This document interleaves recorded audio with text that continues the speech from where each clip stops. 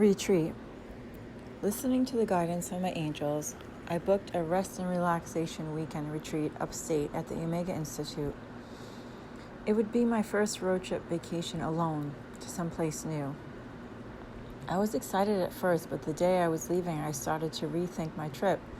It's amazing how fear and doubt love to come into your mind and try to hold you back from things you want to do. I was thinking how I could just stay home and relax, stay in my comfort zone, right? But no, I knew I had to do this for myself. I made myself go. Road trip it was. The entire drive upstate, I obsessed and replayed what happened over and over again in my mind. I was still so upset that he could do that to me. I felt awful and had such a heavy heart. I tried to make it stop by listening to Yogananda's CDs on faith in God. I chanted and sang with Krishna Das, who always lifts my mood, but even that didn't work. I was in so much mental and emotional pain and wasn't sure what to expect when I got to Omega. It turned out this was exactly what I needed for my soul. Before I took this trip, one of my intuitive friends during a reading asked me if I was groggy in the morning when I woke up and having a hard time getting out of bed. I was indeed, which was unusual for me being a morning person. He told me that I was getting downloads, information from Spirit when I woke in the morning, but I was too busy thinking about Starbucks. Busted. They really know you, those angels, because that was exactly what I was doing. So I brought my journal with me, and the first night before I went to sleep, I wrote the question, how can I let go of this? Then left my journal beside my bed. When I awoke in the morning, I stayed in bed in the alpha state, half asleep and half awake, thinking I am not getting out of bed until I hear something. Then I heard, blaming him keeps you stuck.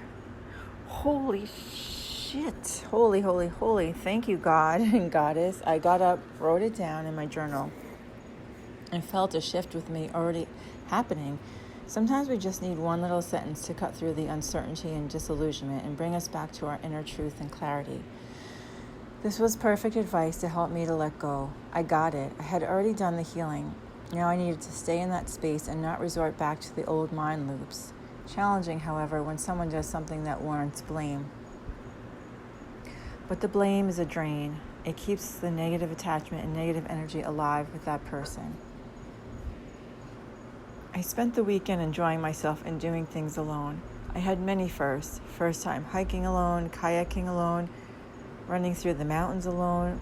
It was the perfect setting because I could choose to be alone or choose to socialize, yet I never felt alone. Each time I went into the main dining hall, I sat with new people and shared a meal and authentic conversation. It was refreshing to meet other like-minded souls that were there seeking healing and peace.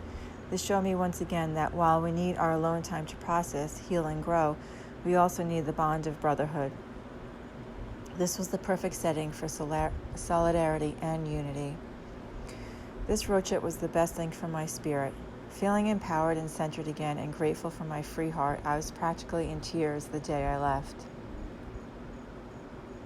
Do you want to be right or do you want to be happy? When I first read this line from Marianne Williamson's book, A Return to Love, something shifted within me.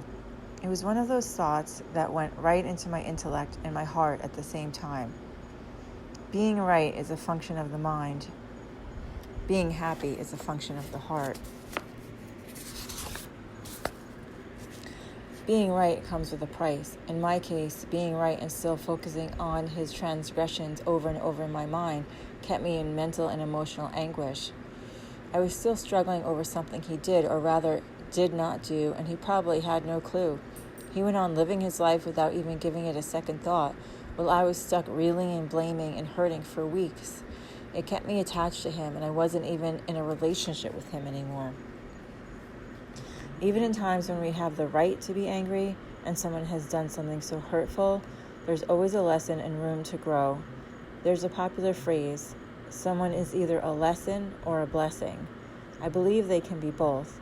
When you forgive someone and let them go, it doesn't make you weak, dumb, or a doormat, just peaceful and free, and who doesn't want that? Rejection is God's protection. The primary cause of unhappiness is never the situation, but your thoughts about it. Eckhart Tolle. Rejection is God's protection is a mantra I have recited many times in my life, and this was one of those times. God was protecting me. When we recontextualize our pain, the negativity dissolves and returns us back to the love in our heart. This soulmate was no longer the man for me, and since I was having such a hard time letting go, this was Spirit's way of showing me.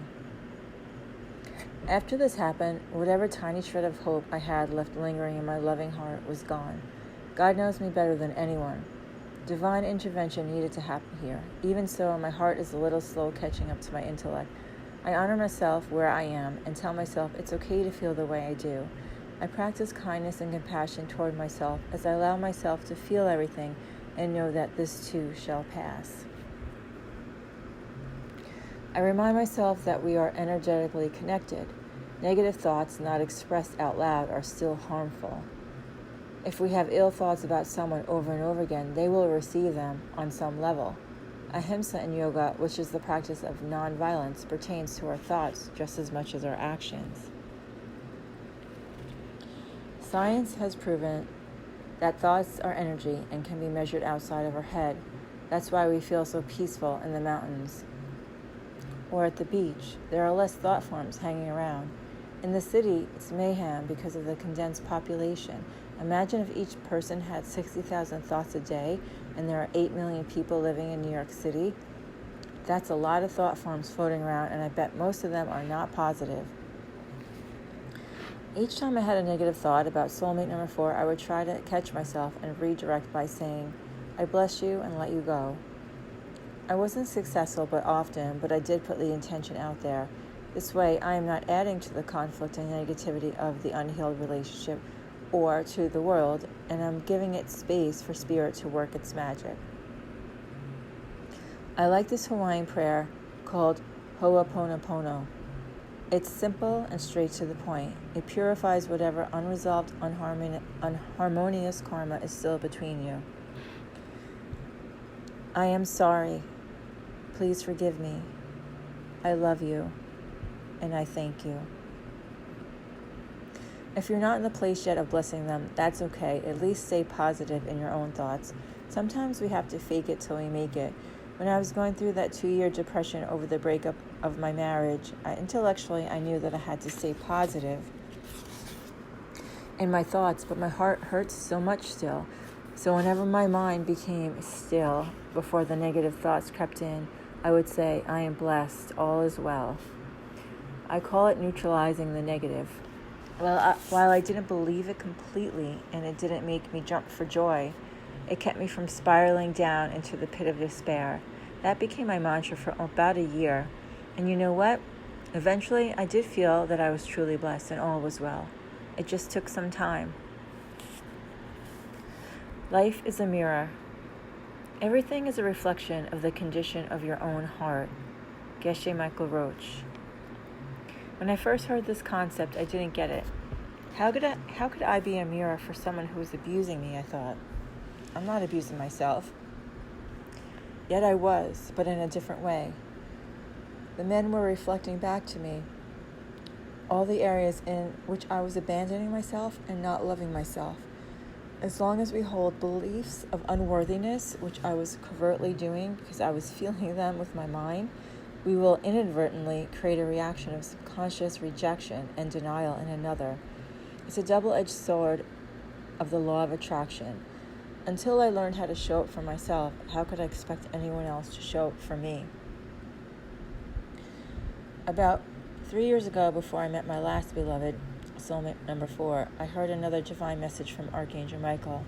He said, saying you love yourself is not the same as being it. He continued, there's a disconnect between what you say and what you feel. You cannot say you love yourself and still feel unworthy inside. Busted again. How does he know that? I mused. Oh yeah, they know everything. I was at a point in my spiritual awareness and intellectual knowledge that I knew loving myself and having an open heart was the single most important aspect in my transformation. So I walked around saying I love myself. I wrote about it in my blogs and newsletters. I emphasized it in my women's groups and book clubs. I thought I had the love myself thing down. Apparently not. It was my ego and intellect that wanted to be proud and show everyone that I love myself, but I was still living in my head. I was dealing with the abandonment issue from an intellectual perspective, and healing cannot happen that way. It wasn't until this final darkness that left me from my last relationship that I could fully live up to loving myself. I know one day I will get my happy ending and will be with a partner who will be more patient, understanding, open, compassionate, empathetic, and supportive. When the going gets tough, he won't get going. How do I know this? Because we're all mirrors for each other. I am not reflecting a fractured, incomplete picture anymore, harboring darkness and unresolved pain. I will never have to go through that experience again because I faced my demons at last. I went into my pain, felt it, released it, and have risen from the ashes once again. I gave myself an upgrade for good. Of course, the only way to truly find out if my transformation will stick is with another beloved, and I'm looking forward to experiencing that. My challenge on the next time around will be to keep my independence while maintaining a healthy, loving relationship and not lose myself in the man. Easier said than done, but I have confidence in myself for the first time and, more importantly, self-love. Relationships give us feedback on what is working and what is not. Nothing of great value is obtained without effort. Don't I know it, and then some. What I learned from all of my relationships is to be aware of wearing my rose-colored glasses and projecting how I wanted my partners to be versus how they were actually showing up. Actions speak louder than words. That's not to say that people can't change, but as Marianne says, the right person at the wrong time is still the wrong person. Being a natural optimist and seeing the best in people is a wonderful trait. I just need to balance that out with what's happening in the present moment through their actions. People run from relationships thinking they will be free, but running away is not freedom, it's just running away. It doesn't heal you on any level. It only represses your issues and hides them, ready to spring forth on the next relationship. Sometimes people think that changing houses, lovers, or moving to a new state or country will solve their problems. The problem with that is wherever your body goes, your consciousness goes, and the problem is your consciousness. It may be a temporary fix, but if you're not doing the work, looking at yourself honestly, and taking action steps to resolve any unresolved wounds, they will come out sooner or later. That is why when people come to my yoga teacher, Moksha Priya, asking about divorce, she advises them to work things out first, then talk about divorce. Of course, I am not talking about abuse or when you have fear for your life or well-being. My yoga angel. Speaking of Moksha Priya, this wise woman is one of those people who can nail it with one sentence, bringing you back to your center of clarity and peace with her authoritative tone and confident advice. Bemoaning when my former husband, soulmate 3, left me. I trusted him. He was the first person I ever trusted, I said to her. She replied, walking by me without missing a step, we aren't meant to trust people, we are meant to trust God. That one sentence shifted something inside of me, and I got it. It's not that people are bad. They are wounded and have their own set of baggage like we all do. God, you can rely on. With soulmate number 4, I lamented, I need closure. I don't understand what happened.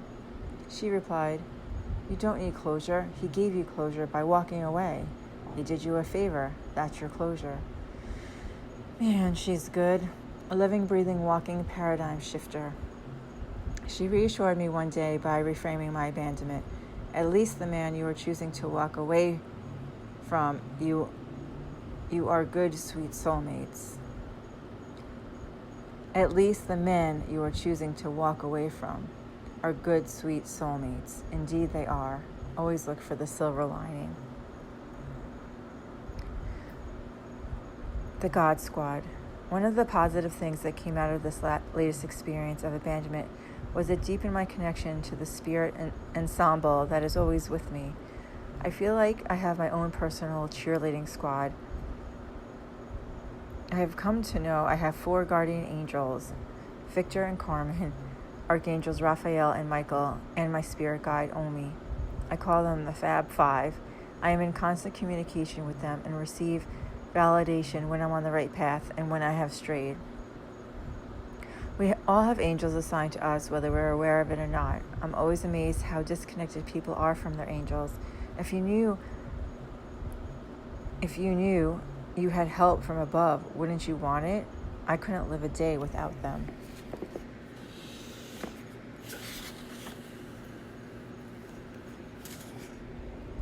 The only thing I could do is let go and trust that hopefully my relationship with soulmate number 4 will be brought to the heavens for healing. I have done all I humanly can. Now I let go and let God. Surrender to what is. Let go of what was. Have faith in what will be. All is well. Amen. People disappoint. God doesn't. Thank God for God. God will never leave me. The only beloved who can always be counted on is God.